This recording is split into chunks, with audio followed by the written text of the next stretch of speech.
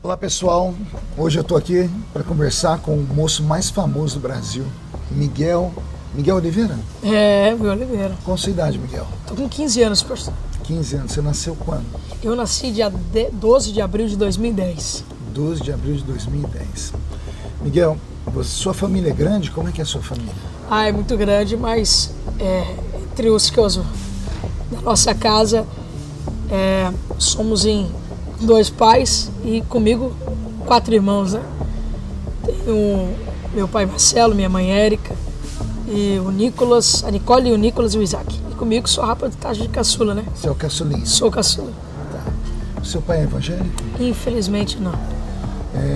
Você me contou que sua mãe está enferma? Isso. Já tem quanto tempo? Minha mãe está passando por um processo do câncer, né? Desde 2020, né? Faz alguns 5 anos, né, que ela está passando pelo processo da enfermidade. Mas eu creio que Jesus vai curar. Amém. Seus irmãos são evangélicos? Não, ainda não. Qual a sua referência de igreja? Porque você me contou que começou na Deus e Amor, né? Comecei na Deus e Amor. Claro que todo cristão deve ter a oração, a consagração. E eu me inspiro muito na Deus e Amor. Mas mais na Assembleia de Deus, né? Somos assembleanos. Hoje você é membro da Assembleia de Deus? Sou membro da Assembleia de Deus. Seu pastor é o pastor Marcinho? Pastor Marcinho de Carapicuíba. Grande amigo. Ali é Madureira, né? Madureira. Bispo Samuel Ferreira. Bispo Samuel Ferreira. E o bispo primaz, Manuel Ferreira. Manuel Ferreira. Família boa. Miguel, você se tornou aí uma pessoa extremamente conhecida na internet.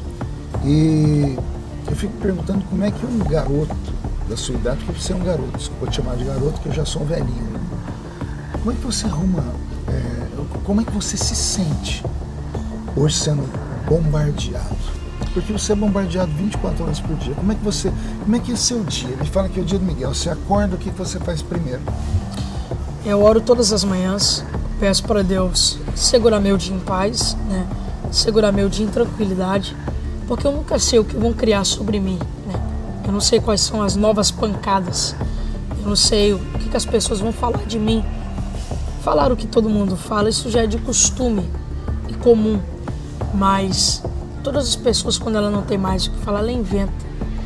Então eu peço para Deus segurar meu dia em paz, segurar a minha alma, e depois eu faço meus afazeres do dia a dia. Como é que Estudo. Como é que é os seus afazeres? Fala aí. Estudo quando eu vou pregar, né? Quando eu pregava, né?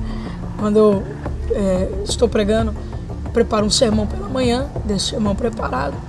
Quando eu tenho alguma reuniãozinha, alguma coisa para fazer, algum amigo para encontrar, saio, atendo o telefone.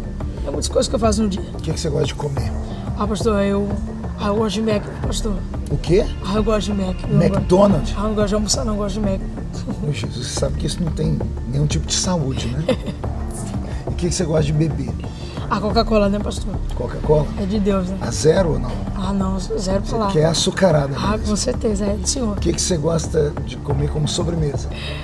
Pastor, cara, sobremesa, eu não gosto de pudim, mas eu gosto de aqueles bolos de pote, sabe? Bolo de pote? É bom, né? Isso é coisa de roça, Miguel. Acho que na capital ninguém tem esse não, bolo de pote. Tem queijo com goiabada, ou meio Julieta. Eu bom. gosto, é bom. Tá. Você gosta de TV? Eu não assisto muito TV. Filme, gosta de ir em cinema? Bom, é muito raro eu ir no cinema, já fui muitas vezes ao cinema, mas é muito raro eu assistir filme. Não gosta de filme? Não, eu tenho um sério problema com vídeos muito longos, filme demorado, essa agoniada. Isso aí são pessoas que têm TDAH, né? Você sabe disso, né? Não tem paciência para ver nada. Pra nada. Eu amo filme. Eu viro noites, eu tenho um cineminha meu que eu fiz dentro da minha casa. Tem lá minhas poltronas, minha tela de 130 polegadas. Eu entro lá dentro, assisto 1, 2, 3, durmo, né? Porque agora eu já tô velho, acabo dormindo, mas volto. Assisto 4, 5, 6, assisto tudo. Faz assim, Gabão, faz assim, Gabão. Da Matrix, ó. Achei que ele ia orar por mim e expulsar alguma coisa aqui. Vamos lá, você gosta de ler, Miguel? Eu tenho muito livro em casa. Eu amo ler, tanto que na minha escola eu tenho alguns certificados. Eu, junto com a professora Nádia, na minha escola, eu fazia parte do grupo de leitura da nossa escola, né? Eu fiz parte do Grêmio Estudantil, da Chapa, eu fui representante de sala na minha escola e a gente fazia muitos projetos de leitura. Eu amo ler. particularmente toda vez que eu estou viajando para em alguma parada, sempre tem um livro lá para vender impostos, inconveniências, eu sempre compro para ler durante a viagem. Tem alguma matéria que você gosta de ler, um livro sobre esse assunto, ficção, leitura bíblica, devocional, o que você mais gosta? A minha divergência com livros é que eu só tenho a maioria de cunho de aprender, né? Cunho estudantil, digamos assim, e cunho bíblico, a maioria deles são. Eu tenho um livro que eu já li ele mais de 4 vezes, que Em Meu Lugar, o que Jesus faria. É um livro esse livro, é muito forte. Eu já li ele umas 4 vezes, por exemplo. E depois de ler, você conseguiu aplicar? Porque esse livro traz um ensinamento forte.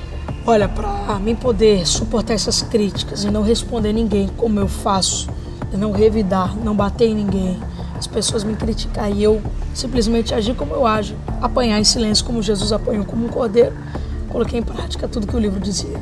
Você tem ciência de que boa parte das críticas que te fazem, elas têm algum tipo de base? Sim. Você tem consciência disso? Com certeza. Você tem consciência de que você errou algumas vezes? Sim, com certeza. Você tem lutado para melhorar? Claro.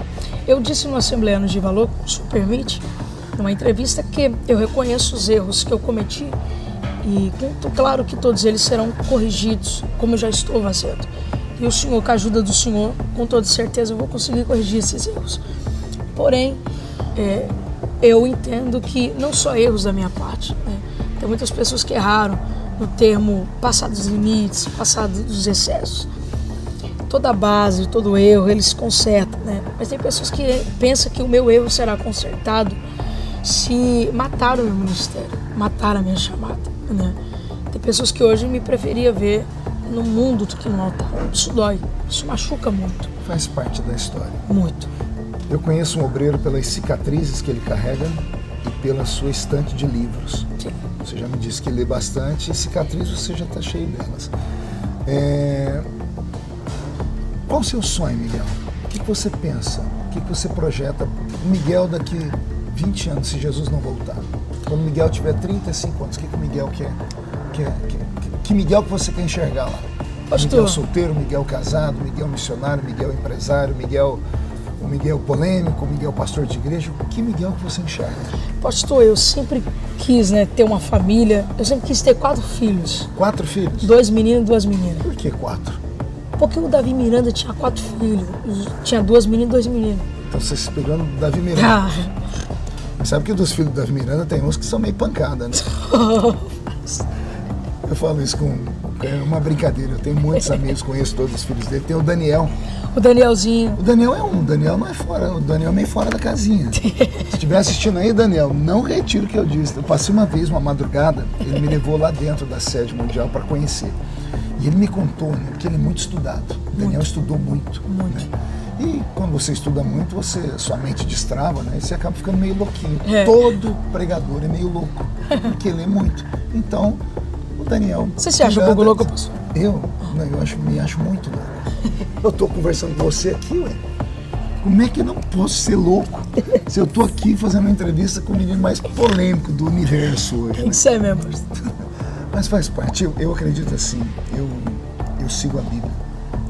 Deus dá oportunidades. Eu tenho uma frase, vão me criticar agora. Tem uma frase que eu vi num filme. Estou tentando lembrar aqui o nome do filme. O filme do professor Xavier, X-Men.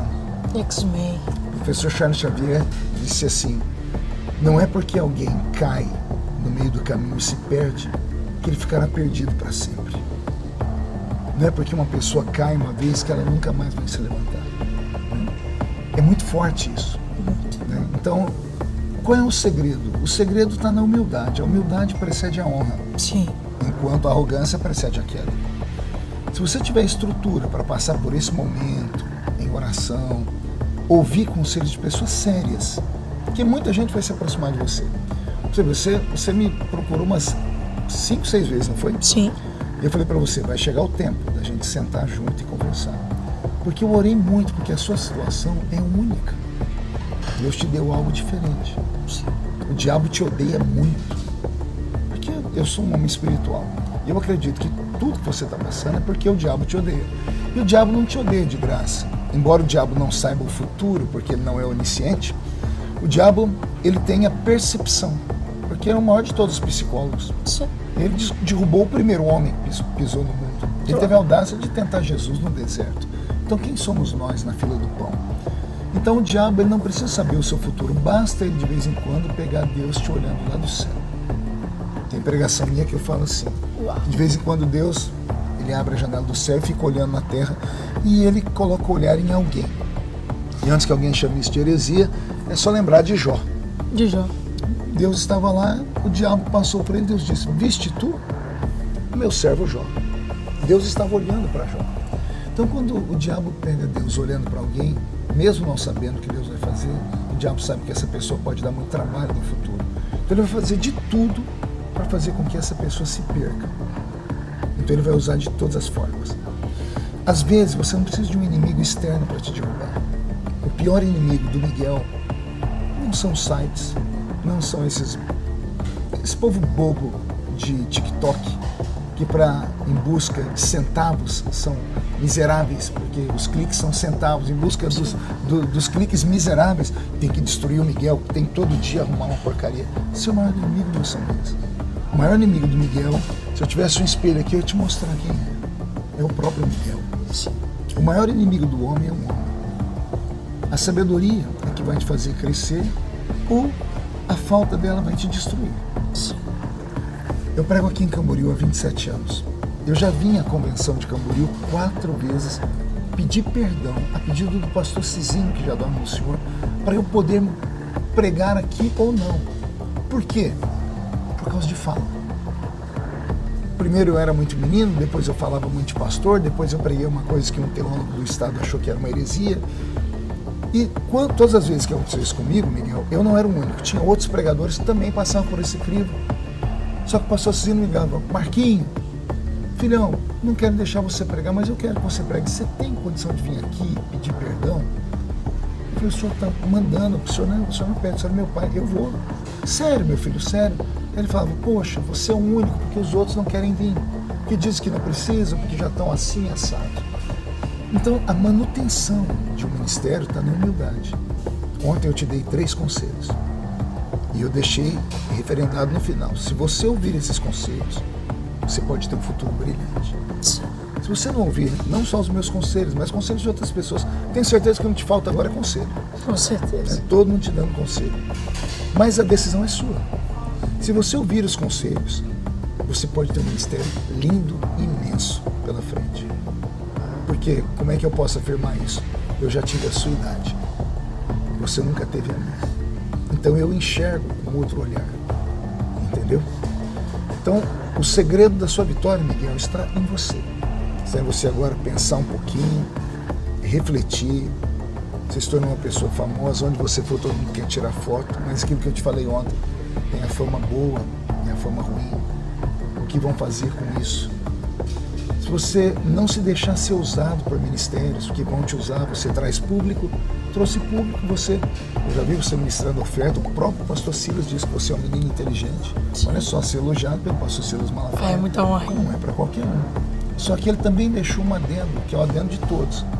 Miguel está indo de um jeito que ele está mal instruído. Ou a referência que você tem não tem sido muito boa. Igreja não é casa de negócios. Eu ministrei uma oferta hoje na manhã missionária, mas é uma oferta com propósito. Houve um tempo que me usavam como usam você. Até que eu falei, calma aí. Vocês estão me chamando porque eu prego, porque eu abençoo o povo, porque as pessoas são curadas, salvas, batizadas com o Espírito Santo, ou porque eu levanto uma grande oferta para a sua igreja. E comecei a impor limites. Tanto que hoje eu não ministro mais oferta, é muito raro. Só quando eu sinto a igreja está desabando, o pastor precisa comprar um telhado, como aqui nos Gideões, eu coloco a minha cara e falo, eu preciso. E a credibilidade faz as pessoas entregarem. Fora isso, ninguém mais me usa. Não deixe nenhum ministério te usar. Segundo, o ministério, o Conselho Tutelar não pode te impedir de pregar. Porque a Constituição Federal, no artigo 5º, te dá a liberdade de culto e de crença. Ninguém pode te impedir você de ir num culto e ninguém pode impedir você no seu culto, da sua fé, dar um testemunho ou pregar. Eles não podem fazer isso. Sim. Só que se você for pregar, peça ao pastor que foi lhe convidar, peça para os irmãos desligarem o telefone para a minha sobrevivência. Sim. Porque qualquer coisa que filmaram de você vai voltar tudo de novo. E aquele lindo mergulho que eu falei ontem. Mergulhar é você se esconder por um tempo. Alguém vai falar, isso é covardia? Não, não é covardia. Né? O que você prefere, ser um herói morto ou um covarde vivo? É uma pergunta filosófica. Eu sei que o pessoal que assiste aqueles filmes de faroeste, não, eu prefiro ser um herói morto. Pois eu sou mais realista, eu prefiro ser um covarde vivo. Porque hoje eu não tenho estrutura para enfrentar o leão, o inimigo. E se eu recuar e tiver um tempo, e Deus me der novas estratégias, e eu crescer, e eu criar novas formas, me fortalecer, eu vou poder enfrentar o inimigo amanhã. Sim. Faça isso, seu futuro vai ser lindo. Então, pergunto novamente, o que o Miguel pensa para daqui a 20 anos?